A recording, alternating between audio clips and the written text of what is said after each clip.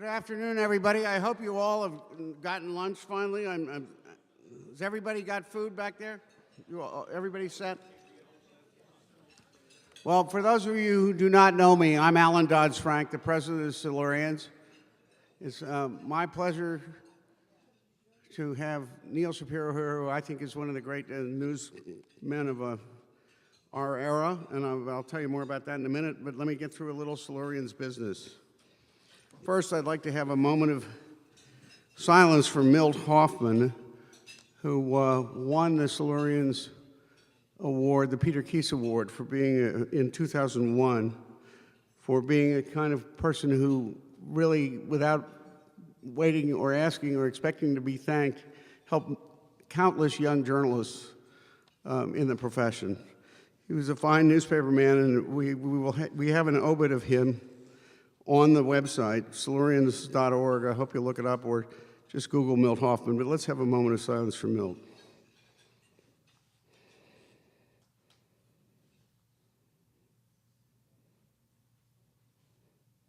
Thank you. Now, here in the Democratic Republic of the Congo, we have elections with an unopposed slate.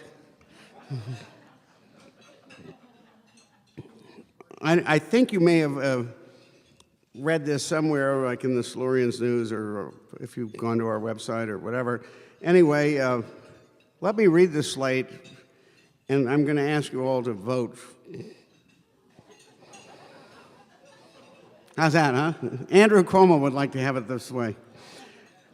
For president, Betsy Ashton, our first vice president. Betsy, please stand up.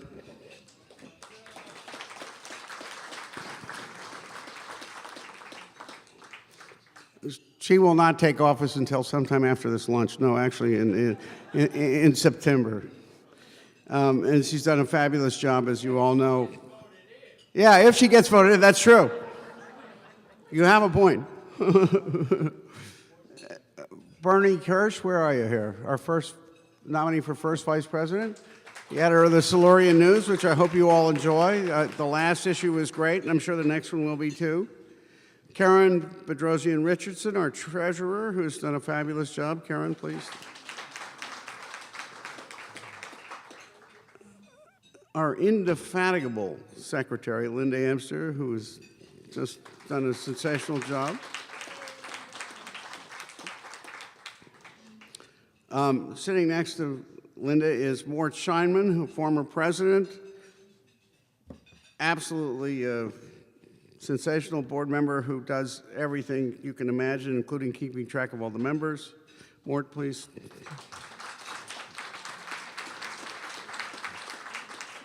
And another gentleman you all know, and another former president, Myron Kandel. Where are you, Mike? He's returning to the board, although he's been in all the board meetings, because when you're the past president, as he is the immediate past president, you sit there and kibitz, and now he's going to be back to being an official kibitzer, and also does a tremendous amount of work for this club, and I'm very happy to have him and to have known him for decades. I could praise everybody here, but then we want to hear Neal. So the other candidates are Ralph Blumenthal, Jack Dacey, Bill Deal, Gerald Eskenazi, Tony Guida, Linda Getz Holmes, Carol Lawson, Barbara Levenheim, Ben Petrusky, Ann Rofi, Wendy Schlick. That's it. May I have a vote? The ayes, there's one vote in favor of the slate. So, 2, 3, yeah, there we go. Okay. Thank you. The election has been administered. Congratulations, Betsy. How's that for a great example of democracy? All the dictators should have it so easy. So now I'm going to ask, I could give you a long introduction about Neal Shapiro. I'm just going to tell you a couple things. I had the pleasure of working with Neal at ABC, where he was an ace reporter even as a kid, and was basically tending to one fabulous guy a lot of you may know, Richard Threlkeld, So I actually only got to do a story with Neal once when Threlkeld was on vacation. But I did also get to work with his lovely and brilliant wife, Juju Chang, who you may see on Nightline. They have 3 children. He has been, you name it, he's been the president of NBC News. He did everything at ABC, everything at NBC. And now he's in charge, in my view, of protecting the public trust and what little remains on the VHF spectrum is worth watching. So, Neal, please come up and take it from there. He's got carte blanche, as always. Oh, the other thing I meant to say is that everybody I know, and one of them I talked to last night who's worked with him, said, you know, Neal is that rare guy who proves, and I will probably offend somebody by swearing, proves you don't have to be a prick to be the boss. He's, as my friend said, doesn't have a mean bone in his body. Now, how many of us know people like that?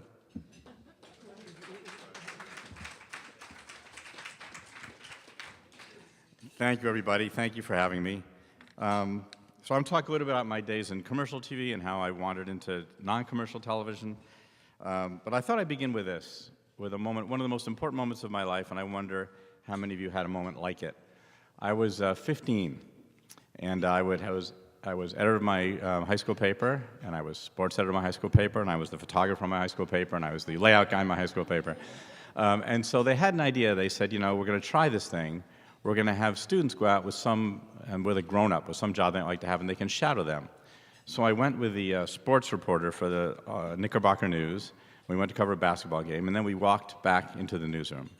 I remember that moment walking in and hearing that sound of typewriters clanging away and the hum of the wire machines, and I felt like I belonged. I felt like this place is calling me, and I want to be in a place where you find out things first. I want to be in a place where there's exciting things going on, and I want to figure out how you can take all that excitement and then be the one to tell people what it all means.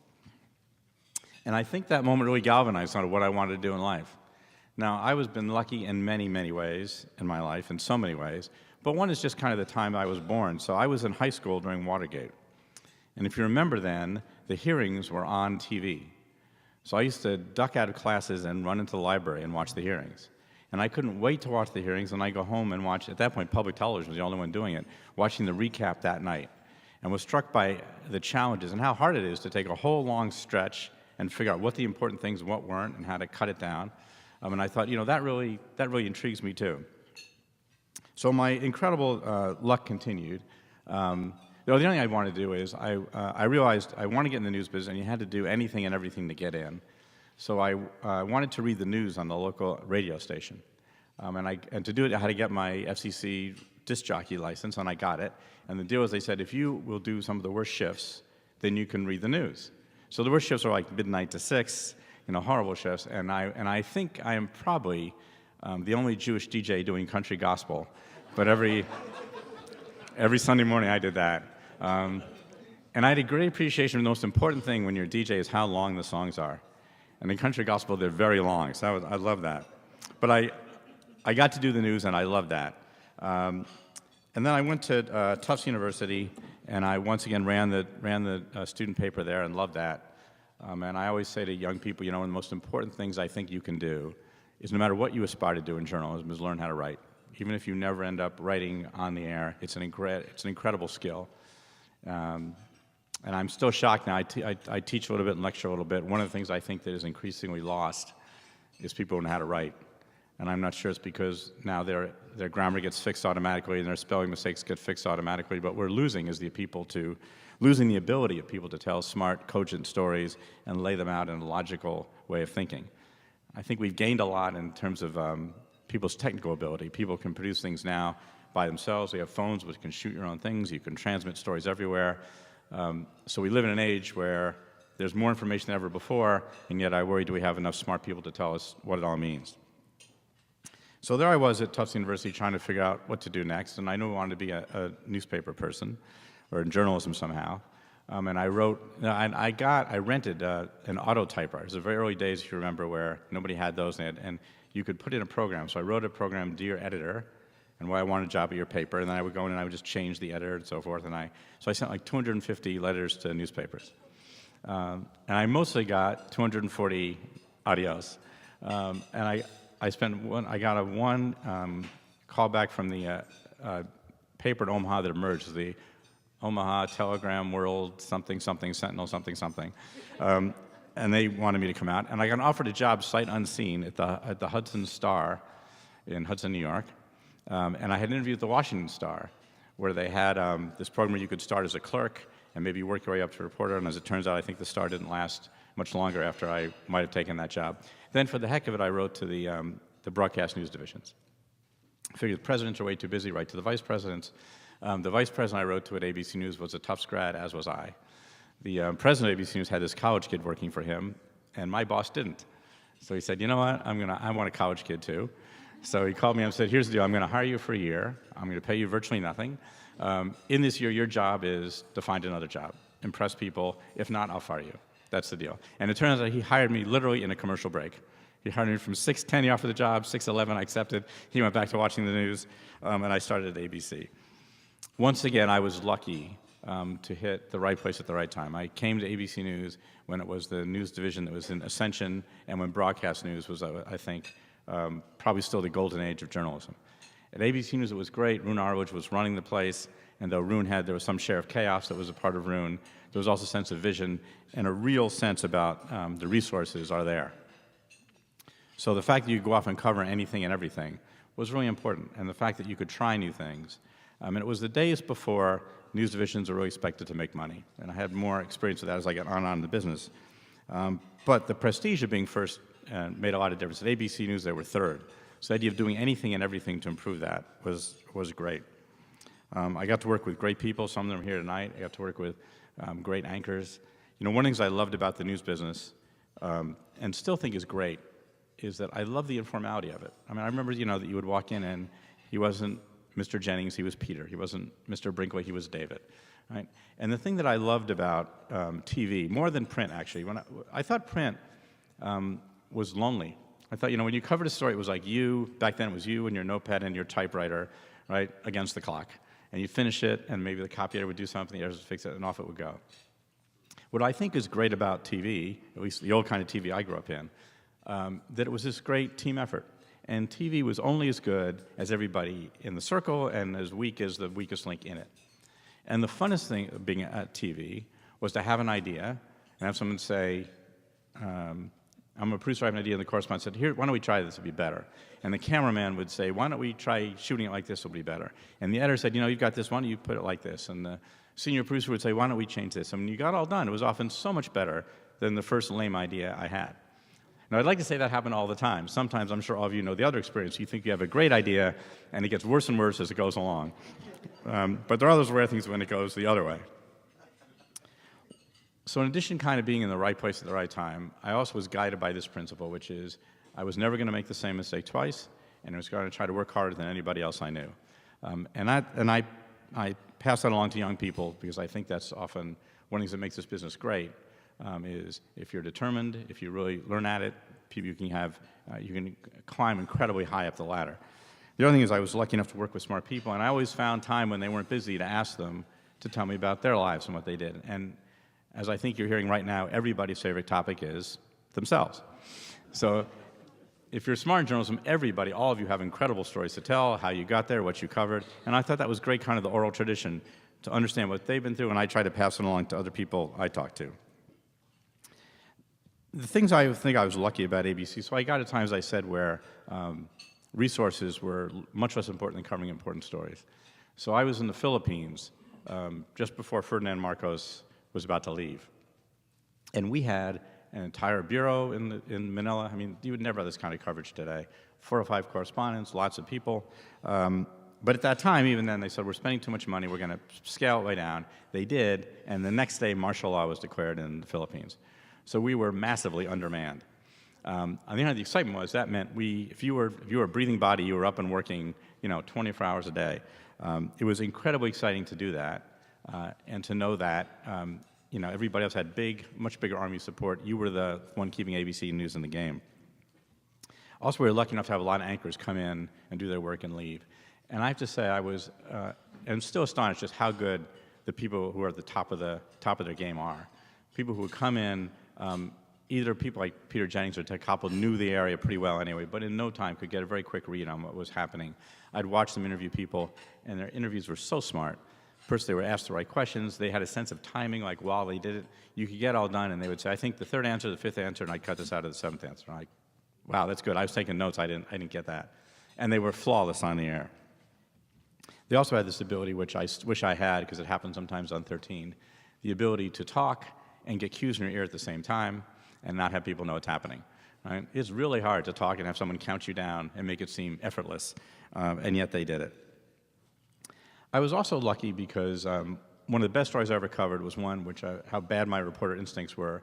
I was in Berlin, or in Germany, covering a story about Carlos the Jackal. We were trying, as you remember, he's a terrorist, and some documents had come to light, and we were trying to follow his path around.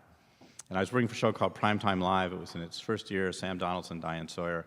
The show was Thursday night. It was billed as Primetime Live. Everything was going to be live. So I'm minding my own business in Germany, dealing through some topics, and they call me and say, you know, the Berlin Wall is coming down. You have to get to Berlin. I'm like, let me tell you something. The Berlin Wall is not coming down. I know, you've got to go there. I said, all right, but this is a fool's errand. I go, and of course they were right, and indeed it was coming down. So I get there. Now it's just me. There's no correspondence or anything. Tom Brokaw was there with NBC and had done a live special at Great at 10 o'clock, but I think at 9 o'clock. And Primetime Live was coming on at 10. We had nothing. So they say, here's what we want you to do. We want you to find a great story. Find two people who have been, reunited, and we'll interview them on top of the Berlin Wall. I said, it's 3 in the morning. Everybody here is unbelievably lubricated, right? So, and you want me to find two people, and that's what we want. So I'm desperately trying to find. But in fact, I actually do find two people. I found a great story, Hansel and Gretel, let's call them, because I can't remember their names. So Hansel lives in West Germany, but he has a girlfriend in East Germany. They've seen each other very, very rarely, but they've been waiting for this day. She's going to come across the wall, and they're going to get married the next day. Like, unbelievable. Right? And the only hitch is Hansel speaks English, but Gretel doesn't. I think, this is a great story. I call him, and I'm yelling because it's I'm yelling to control him. This is an unbelievable story. Just promise me one thing. She doesn't speak English, so don't go to her first. Go to him first. He'll translate. Got it? Got it. Am I clear about this? Because she doesn't speak English. Totally got it. Not to worry. And then I've had this kind of helpless feeling many of you have had in journalism where you seem to plan everything out, and you've done everything you can do, and yet in slow motion things don't go as you planned it. So in my earpiece, I hear the music, everything is perfect. I hear Diane Sawyer saying it's an incredible day, history being made before your eyes, and tonight an incredible love story, two people reunited. Gretel, let me begin with you. Like, no. And then she has a long question like, I think Socrates said to Aristotle, the meaning of love. And as she's talking, Gretel has this reaction that sometimes you hear when animals hear high-pitched noises they don't get. She's just like cocking her head, because she couldn't understand a word Diane says. And so Diane does what many of you do, which is to speak louder. So now she's like grimacing and not hearing it. So I see Hansel, and I go to him, right, which in TV we know means talk, but I think he thinks means I'm a duck. Right, so I'm like, and it seems, now the show's only an hour long, it seems to me we've been at this for like 2 hours. Eventually he actually gets it up and it goes fine. And it's not, and so we finally hit the first commercial break. I'm thinking, like, a great story, right? And the producer gets back in my ear and says, it'd be nice if you told us who to go to first. And so such things, we all have war stories like that. At ABC, next I moved, as I said, to Primetime Live, and I really fell in love with magazines. I'm sad to say, in fact, I get to live through the golden age of news magazines. Because when I was 3 years at Primetime Live, and then I went to Dateline, and then lucky enough, Dateline at its peak was on 5 nights a week, at a time when the networks loved news magazines. They loved it because drama was horrible and people weren't watching it anymore, and it got tired and trite, and news magazines were cheaper. And especially at Dateline, our thing was we're going to put news back in News Magazine. So it was, you could do almost anything you wanted. And it was great to have the time, and it was great to appreciate what you can do with 2 cameras and how important the interviews are. And it was great to be, having left ABC and got recruited by NBC. I got there because you may remember a little scandal with a Dateline and a truck. The GM story, you all remember the story? In the course of that, everybody lost their job, the executive producer, the correspondent. So they'd hired me at NBC and said, do a new news magazine. But while you're waiting, this Dateline thing is a disaster. Could you just take it for a couple of weeks? So I did it, and in fact, it seemed like, this thing is up and running, and the American people had no memory at all. So Dateline kind of bounced back pretty quickly. And then they sort of added night after night after night. We're up 5 nights a week. And I think it's a good example about there's plenty of conventional wisdom. Often it's wrong. Often about journalism it's wrong. So I remember when we went from 1 night a week to 2 nights a week, my friends mainly at ABC News called and said, we're so sorry. And I said, why is that? He said, well, you'll never make this work. Nobody's ever done. You can't be on more than 1 night. It's impossible. It can't be done. It's going to be a disaster. And I think they said this because we were opposite Primetime Live, my old show. And I had the advantage of NBC's gigantic comedy lead-ins, and they didn't. So I said, I'm just going to give it a try. And the fact is, we both walloped ABC News, and we did incredibly well. And then they just kept adding more nights. And what I liked about it was we really could, first, the networks were so desperate to have us do it, there was much less second-guessing than you normally get. And there's plenty of it in television. But there was less second-guessing because actually it was Brave New World. They didn't know what they were doing either. So they were less likely to tell me how to do this. And that lasted for a couple years until they regained their footing and realized, all your hours are hours we in the entertainment division would like to have back. So we're going to start telling you what to do. There's only one time that I never ever heard from the entertainment division about wanting time back, and that was 9/11. When 9/11 happened, they recognized there's nothing we can put on the air. Everything's so irrelevant. You can have as much as you want. In fact, don't give us anything back. So we were on the air for a week. Said, sports doesn't want it back. Entertainment, just keep going and going and going until finally we started to get entertainment programming back. One of the things that has changed in this world is minute-by-minute ratings. When I first started in TV, nobody had them. First, you had ratings and you had quarter-hour ratings. When you get minute-by-minute ratings, it's a tricky bit of business because literally you can see your entire show minute by minute. You can see it drop during commercial breaks. You can take up. The best thing you want to see is this, from your point of view, the steady climb from beginning to end. The worst thing you want to see are these high and then you lose your lead-in, or these kind of bows in your story, which means you're probably not telling it very well. There's an upside to this, which is if you're trying to figure out how to be a great storyteller, and you use, I would say, this stuff for good, and figure out what's the best way to tell my story in a way which I can use the good parts of fiction, that is, characters that make a difference, suspense, things involved in any good storytelling, and use it to tell an important tale, that's a great thing. And I remember, did some documentaries where we did something about I think AT&T or somebody had huge layoffs, and we followed 3 workers over time for 2 years to see what happened to them. When we did stories like, we realized, if you resolved like story 1, then story 2, then story 3, the ratings would kind of drop a little bit. But if you kind of told 7/8 of each story and then came back for the last 1/8 of all 3 of them, they would stay, because if people didn't care about character 2, still wanted to see what happened with character 1. So to me, that's a great idea, right? I learned a smart thing about what the audience cared about, but I didn't have to give up quality. The downside of this, when I finally got to be president of NBC News, and that was my job for the last 5 years at NBC, everybody gets to see these minute-by-minute ratings, and everybody gets to tell you what's wrong with them, and everybody gets to tell you, you need more diet stories that hit women 18 to 34 in Dayton. We're getting killed on that. And that is unproductive. And I think that's one of the issues we have, is there's more and more data out there. There's more and more people to kind of tell content producers what they ought to be doing.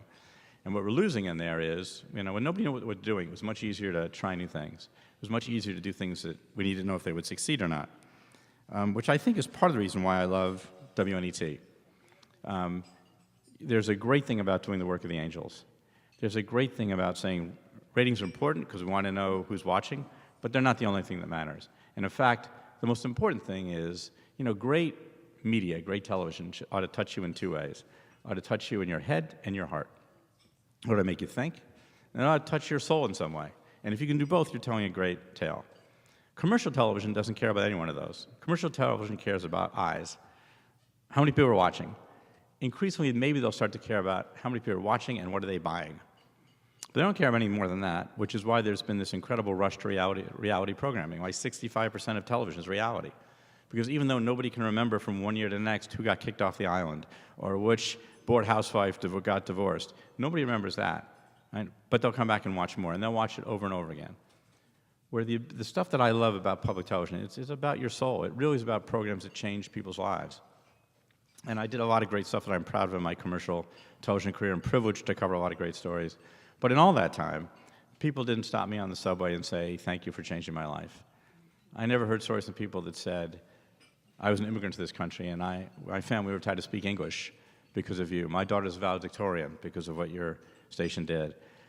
People stop me in the theater and say, my significant other was dying, and the only comfort he or she had was watching some of your programs, or couldn't leave the house, but thanks to you, we got to go to places we'll never, ever get a chance to see in real life.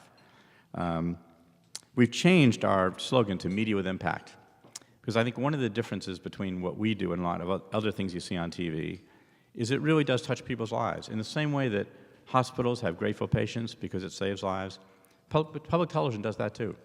Public television really can make our country smarter, more thoughtful, help people find their way, find their calling, find their passions. Someone came up to me recently and said, I grew up in a very poor home in the Bronx.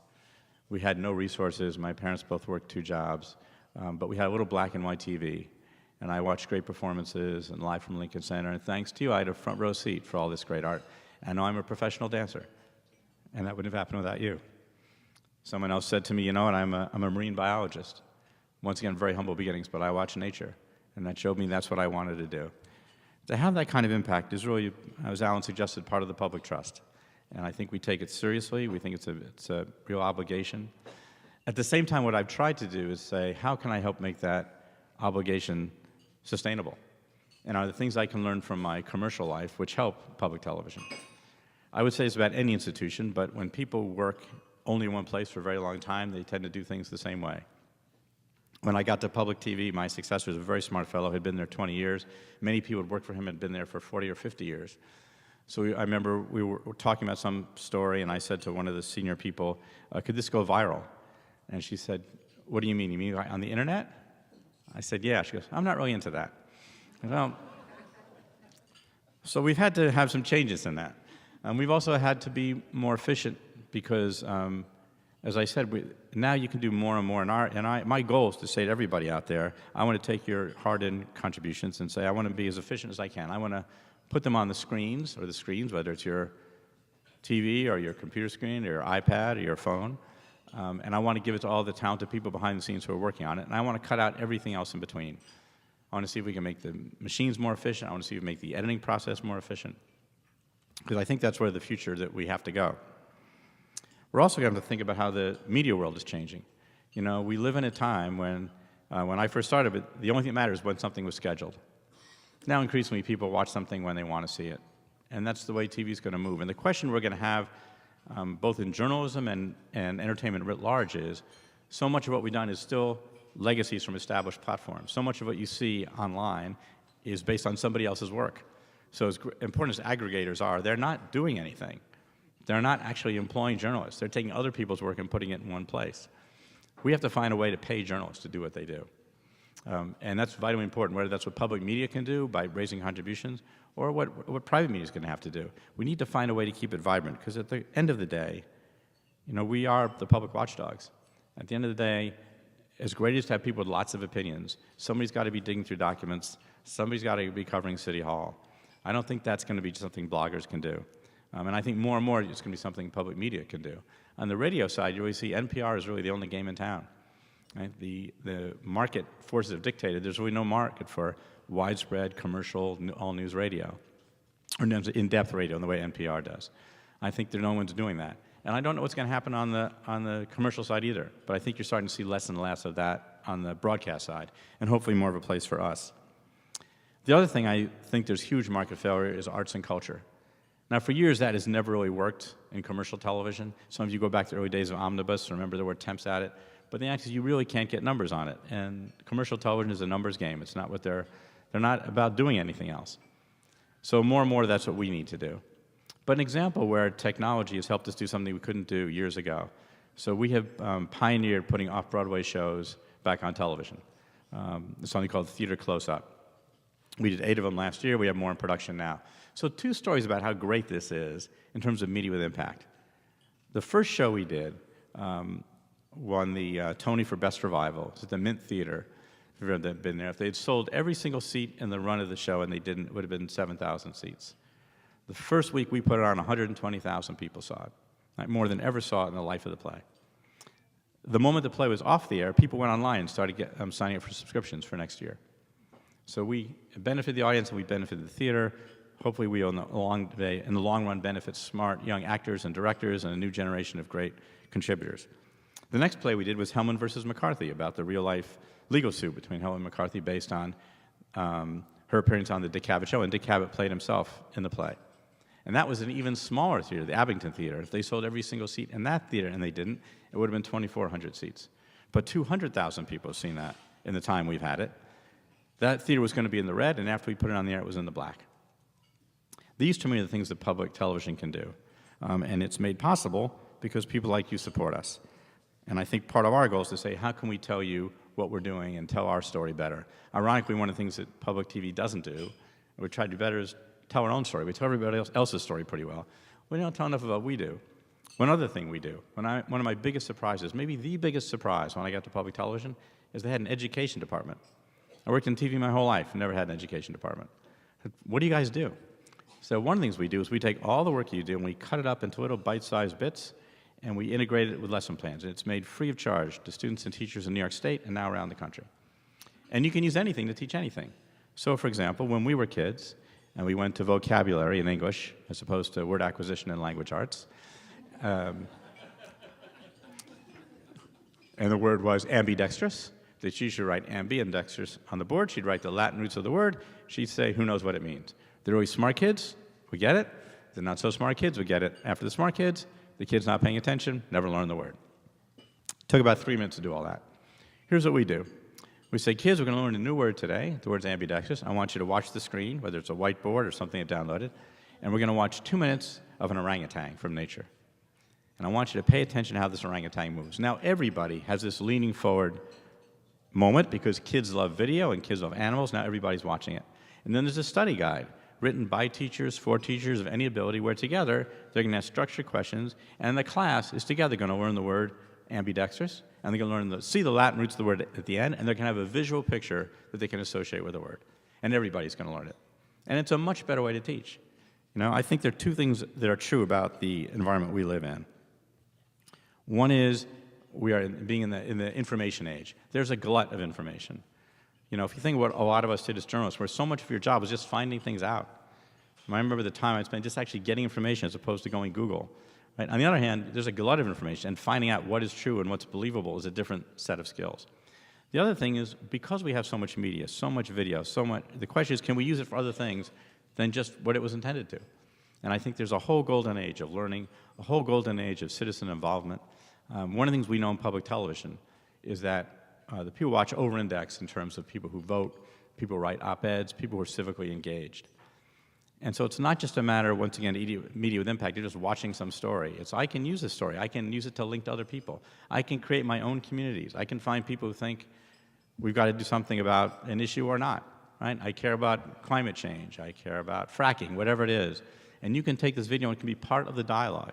You can spur smarter and smarter thinking. One of the hugest issues I think we have in this media explosion is we live in a time, now more than ever, where you can create your own ecosphere that will agree with everything you think. If you have a point of view, right now there's a channel for you that will pretty much reinforce whatever you think. And you can find magazine articles that will do it, and you can sign up for alerts that will do it. And the problem for our society and the problem for democracy is we live in a world of change. So even if you are right, even if we do know what the abstract right place to be is, you may not be right tomorrow or the next day because the world changes. One of the things I love about public media is we have no positions. Right? We're not advocating anything, and hopefully we find people who want to find that. But I worry this world where we create young people who get information for free, information they don't have they value equally, no matter where it comes from, and social media which only reinforces their points of view, and places huge comfortable living rooms so they can be like-minded people who all tell them the same thing. That's going to be a tough place in the shifting world. But lastly, you know, being as lucky as I've been my whole life, lucky to be in this business I love, is also incredibly optimistic. You know, back to my story, I grew up in doing duck and cover drills under my desk. Right? When I went to college, I studied the Soviet Union because I believed that our eternal twilight struggle would be with the Soviet Union. Right? And I lived to see the Berlin Wall come down. So I think things are changing.